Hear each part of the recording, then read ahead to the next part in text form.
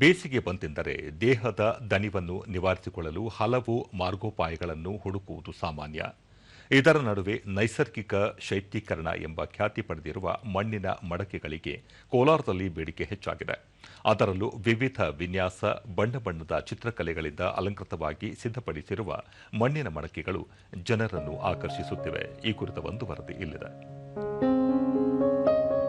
ಆಧುನಿಕ ತಂತ್ರಜ್ಞಾನದ ಆರಂಭಕ್ಕೂ ಮುನ್ನ ಆಹಾರ ಸಿದ್ಧಪಡಿಸಲು ಮತ್ತು ನೀರನ್ನು ನೈಸರ್ಗಿಕವಾಗಿ ತಂಪಾಗಿರಿಸಲು ಮಣ್ಣಿನಿಂದ ಸಿದ್ಧಪಡಿಸುವ ಮಡಿಕೆಗಳನ್ನೇ ಅವಲಂಬಿಸಲಾಗಿತ್ತು. ಇದೀಗ ಬಿಸಿಲಿನ ಬೇಗೆಯಿಂದ ಪಾರಾಗಲು, ನೀರನ್ನು ತಂಪು ಮಾಡಲು ಹಲವು ಯಂತ್ರೋಪಕರಣಗಳು ಮಾರುಕಟ್ಟೆಯಲ್ಲಿ ಲಭ್ಯವಿದ್ದರೂ ಸಹ ಸಾಂಪ್ರದಾಯಿಕ ಮಣ್ಣಿನ ಮಡಿಕೆಗಳಿಗಿರುವ ಬೇಡಿಕೆ ಮಾತ್ರ ಕುಸಿದಿಲ್ಲ.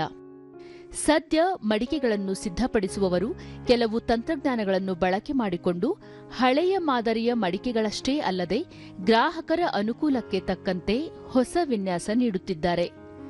ನಳ ಅಳವಡಿಸಿರುವ ಮಡಿಕೆಗಳು, ವಿವಿಧ ಬಣ್ಣಗಳಿಂದ ಚಿತ್ರಿಸಿರುವ ಮಡಿಕೆಗಳು, ಚಿತ್ರಕಲೆಗಳಿಂದ ಅಲಂಕೃತವಾದ ಮಡಿಕೆಗಳನ್ನು ಸಿದ್ಧಪಡಿಸಿ ಮಾರಾಟಕ್ಕಿಟ್ಟಿದ್ದಾರೆ.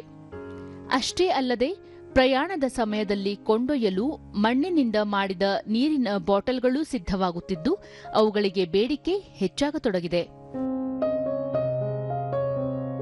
ಕುಂಬಾರಿಕೆ ಪ್ರಪಂಚದ ಅತ್ಯಂತ ಹಳೆಯ ಮತ್ತು ಗೌರವಾನ್ವಿತ ಕಸುಬುಗಳಲ್ಲಿ ಒಂದಾಗಿದೆ. ಮಣ್ಣಿನೊಂದಿಗೆ ಬೆರೆತು ಅದಕ್ಕೆ ಒಂದು ಜೀವಂತ ರೂಪ ಕೊಡುವ ಈ ಕಲೆ ನಾಗರಿಕತೆಯ ಬೆಳವಣಿಗೆಯಲ್ಲಿ ಪ್ರಮುಖ ಪಾತ್ರವಹಿಸಿತ್ತು. ಕುಂಬಾರಿಕೆ ಕೇವಲ ಒಂದು ಕೆಲಸ ಮಾತ್ರವಲ್ಲ, ಅದೊಂದು ಸೃಜನಶೀಲ ಕಲೆಯಾಗಿದೆ. ಕುಂಬಾರರು ತಯಾರಿಸುವ ಮಡಿಕೆ, ಕುಡಿಕೆಗಳು ಪರಿಸರ ಸ್ನೇಹಿಯಾಗಿದ್ದು ಆರೋಗ್ಯಕ್ಕೂ ಪೂರಕವಾಗಿವೆ. ಆಧುನಿಕ ಕಾಲದಲ್ಲಿ ಫ್ರಿಡ್ಜ್ಗಳಿದ್ದರೂ ಸಹ ಮಣ್ಣಿನ ಮಡಿಕೆಯ ತಂಪಾದ ನೀರಿಗೆ ಪರ್ಯಾಯವಿಲ್ಲ ಎಂಬುದು ಜನರ ನಂಬಿಕೆಯಾಗಿದ್ದು, ಇದರಿಂದ ಇದು ಮಡಿಕೆಗಳ ಬೇಡಿಕೆ ವೃದ್ಧಿಗೆ ಕಾರಣವಾಗಿದೆ. ದೂರದರ್ಶನದೊಂದಿಗೆ ಮಾತನಾಡಿದ ಕುಂಬಾರಿಕೆ ವೃತ್ತಿಯ ಲಕ್ಷ್ಮಯ್ಯ, ಬೇಸಿಗೆ ಕಾಲದಲ್ಲಿ ಮಣ್ಣಿನಿಂದ ಸಿದ್ಧಪಡಿಸಿದ ಮಡಿಕೆ ಸೇರಿ ವಿವಿಧ ಉಪಕರಣಗಳಿಗೆ ಬೇಡಿಕೆ ಹೆಚ್ಚಾಗಲಿದೆ. ಆದರೆ ಮಡಿಕೆ ಸಿದ್ಧಪಡಿಸುವುದಕ್ಕೆ ಅಗತ್ಯ ಕಚ್ಚಾ ವಸ್ತುಗಳ ಕೊರತೆ ಇದ್ದು ಬೇರೆ ರಾಜ್ಯದಿಂದ ಖರೀದಿ ಮಾಡಿ ಮಾರಾಟ ಮಾಡುವಂತಾಗಿದೆ ಎಂದು ಅಸಮಾಧಾನ ವ್ಯಕ್ತಪಡಿಸಿದರು. ಇವಾಗ ಗೌರ್ಮೆಂಟ್ ಅವರು ನಮ್ಗೆ ಅನುಕೂಲ ಮಾಡಿಕೊಟ್ರೆ ಮಾಡ್ಬೋದು. ಇಲ್ಲಿ ಯಾರು ನಮಗೆ ಕುಂಬಾರ ಅಂದರೆ ಸ್ವಲ್ಪ ಏನೋ ಸ್ಥಿತಿ, ಯಾರು ಆ ಥರ ನಮ್ಮನ್ನು ತಗೊತಾ ಇಲ್ಲ. ಮಣ್ಣಲ್ಲಿ ಮಾಡಿರೋ ಮಡಿಕೆಯಲ್ಲಿ ಈಗ ಸಾರು ಅನ್ನ ಎಲ್ಲ ಮಾಡಿ ತಿನ್ನೋಡಿ. ಈಗ ಮಾಡಿರೋ ಮುದ್ದೆ ಈಗ ತಿನ್ಬೋದು, ಮತ್ತು ಮಧ್ಯಾಹ್ನಕ್ಕೂ ತಿನ್ಬೋದು, ಮತ್ತು ಅದೇ ಮಾಡಿರೋ ಮಡಿಕೆಯಲ್ಲಿ ರಾತ್ರಿಗೂ ತಿನ್ಬೋದು.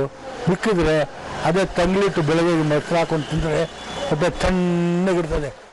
ಭಾಗ್ಯಲಕ್ಷ್ಮಿ, ಮಣ್ಣಿನಿಂದಲೇ ಅಡುಗೆ ಮಾಡುವ ಪಾತ್ರೆ, ನೀರಿನ ಬಾಟಲ್ ಸೇರಿದಂತೆ 15ಕ್ಕೂ ಹೆಚ್ಚು ಬಗೆಯ ವಸ್ತುಗಳು ಲಭ್ಯವಿವೆ. ಇವುಗಳಿಗೆ ಬೇಡಿಕೆಯೂ ಹೆಚ್ಚಾಗಿದ್ದು ಗುಜರಾತ್, ತಮಿಳುನಾಡು ರಾಜ್ಯಗಳಿಂದ ತರಿಸಿಕೊಂಡು ಮಾರಾಟ ಮಾಡಲಾಗುತ್ತಿದೆ ಎಂದರು. 15 ತರ ವೆರೈಟೀಸ್ ಬರುತ್ತೆ. ಅದರಲ್ಲಿ ತಮಿಳುನಾಡಿಂದ ತರಿಸ್ತೀವಿ, ಆಂಧ್ರದಿಂದ ತರಿಸ್ತೀವಿ, ಗುಜರಾತಿಂದ ತರಿಸ್ತೀವಿ, ಕಲ್ಕತ್ತಾಯಿಂದನೂ ಬರುತ್ತೆ.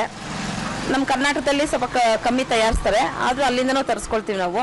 ಅಡುಗೆ ಮಾಡೋ ಪಾತ್ರೆಗಳು ಬರುತ್ತೆ, ಅಲಂಕಾರಿಕ ಗೃಹೋಪಯೋಗಿ ವಸ್ತುಗಳು ಬರ್ತವೆ, ನೀರಿನ ಬಾಟಲಿಗಳು, ಊಟ ಮಾಡೋ ತಟ್ಟೆಯಿಂದ, ನೀರು ಕುಡಿಯೋ ಗ್ಲಾಸಿಂದ ಪ್ರತಿಯೊಂದು ಐಟಮು ಸಿಗುತ್ತೆ. ಚಾ ಕುಡಿಯೋ ಕಪ್ಸಿಂದ ಪ್ರತಿಯೊಂದು ನಮ್ಮಲ್ಲಿ ಸಿಗುತ್ತೆ.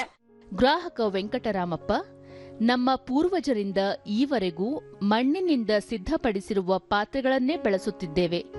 ಇಂದೂ ಸಹ ಮಡಿಕೆಯಲ್ಲಿ ಸಿದ್ಧಪಡಿಸಿದ ಆಹಾರ ಸೇವಿಸುತ್ತಿದ್ದು ಕುಟುಂಬಸ್ಥರು ಯಾವುದೇ ಕಾಯಿಲೆ ಇಲ್ಲದೆ ಆರೋಗ್ಯದಿಂದಿದ್ದಾರೆ ಎಂದರು. ನಾವು ಮಡಿಕೆಲ್ಲೇ ಊಟ ಮಾಡ್ಕೊಡ್ತೀವಿ ಸರ್. ಕುಡಿಯೋದು ಕೂಡ ಅರಿವೆಲ್ಲ ನೀರು ಕುಡಿಯೋದು ನಾವು ಸುಮಾರು ಒಂದು 30 ವರ್ಷದಿಂದ ಕುಡಿತೇವೆ ಸರ್. ನಾವು ಮಡಿಕೆಲ್ಲೇ ಊಟ ಮಾಡೋದು, ಮಡಿಕೆಲ್ಲೇ ನೀರೇ ಕುಡಿಯೋದು. ನಮ್ಗೆ ಆರೋಗ್ಯ ದೇವ್ರು ಚೆನ್ನಾಗಿ ಕೊಟ್ಟಿದ್ದಾನೆ ಸರ್. ನಮಗೆ ಮಳೆಗಾಲ ಆಗಲಿ ಬೇಸಿಗೆ ಆಗಲಿ ನಾವು ಮಡಿಕೆಯಲ್ಲೇ ನಾವು ಕುಡಿಯೋದು ಸರ್. ಮಾಡೋದು ಮಡಿಕೆಯಲ್ಲೇ, ಕುಡಿಯೋದು ಮಡಿಕೆಯಲ್ಲೇ ಸರ್. ಸ್ಥಳೀಯ ನಿವಾಸಿ ಪಾಶಿ ಅನಂತರಾಮ್, ಭಾರತವನ್ನಾಳಲು ಆಗಮಿಸಿದ ವಿದೇಶಿಗರು ಅವರ ಸಂಸ್ಕೃತಿಯನ್ನು ಇಲ್ಲಿ ಪರಿಚಯಿಸಿದ್ದರು. ಇದರಿಂದ ಅಲ್ಯೂಮಿನಿಯಂ ಪಾತ್ರೆಗಳು ತಂದು ನಮ್ಮ ಪೂರ್ವಜರು ಬಳಸುತ್ತಿದ್ದ ಮಡಿಕೆ ಉದ್ಯಮದ ಮೇಲೆ ದಾಳಿ ಮಾಡಿದಂತಾಗಿದೆ. ಇದೀಗ ಬೇಡಿಕೆ ಹೆಚ್ಚಾಗುತ್ತಿದ್ದು ಸರ್ಕಾರ ಕುಂಬಾರರ ನೆರವಿಗೆ ಮುಂದಾಗಬೇಕು ಎಂದು ತಿಳಿಸಿದರು. ಮತ್ತು ಅಲ್ಯೂಮಿನಿಯಂ ಪಾತ್ರೆಗಳನ್ನ ಇವೆಲ್ಲ ಮಾಡೋಕ್ಕೆ ಪ್ರಾರಂಭ ಆದಮೇಲೆ ಈ ಮಡಿಕೆಯಿಂದ ತಯಾರು ಮಾಡ್ತಕ್ಕಂಥ ಉತ್ಪನ್ನಗಳು ಇವತ್ತು ಬೀದಿಯಲ್ಲಿ ಸುಮ್ಮನೆ ಶೋ ಅಪ್ಗೆ ಏನು ಈ ವಸ್ತು ಪ್ರದರ್ಶನದಲ್ಲಿ ಮತ್ತು ಗೊಂಬೆಗಳ ಪ್ರದರ್ಶನದಲ್ಲಿ ಇಟ್ಟಿರ್ತಾರಲ್ಲ ಆ ರೀತಿಯಂಥದ್ದಾಗಿದೆ. ಸರ್ಕಾರ ಏನು ಈ ಬೇಸಿಗೆಗಾಲದಲ್ಲಿ ಮಣ್ಣಿನಿಂದ ತಯಾರು ಮಾಡಿರ್ತಕ್ಕಂಥ ಫ್ರಿಡ್ಜ್ ಅಂತ ನಾವೇನು ಕರಿತೀವಿ ಕೊಡಗಳು, ಅದರಲ್ಲಿ ನೀರು ತುಂಬಿಸ್ಕೊಂಡು ಕುಡಿಯೋದ್ರಿಂದ ಆರೋಗ್ಯಕ್ಕೂ ಒಳ್ಳೆಯದು ಮತ್ತು ಪರಿಸರಕ್ಕೂ ಒಳ್ಳೆಯದು. ಒಟ್ಟಾರೆ ಎಷ್ಟೆಲ್ಲ ಆಧುನಿಕ ಸಾಧನ ಸಲಕರಣೆಗಳು ಬಂದರೂ ನಮ್ಮ ಪ್ರಾಚೀನ ಪಾರಂಪರಿಕ ಕುಂಬಾರಿಕೆಗೆ ಎಂದಿಗೂ ಅದರದ್ದೇ ಆದ ಮೌಲ್ಯ ಇದ್ದೇ ಇದೆ. ಅದಕ್ಕೆ ದಿನೇ ದಿನೇ ಮಡಿಕೆ ಕುಡಿಕೆಗಳ ಬಳಕೆ ಹೆಚ್ಚುತ್ತಿರುವುದು ಸಾಕ್ಷಿಯಾಗಿದೆ.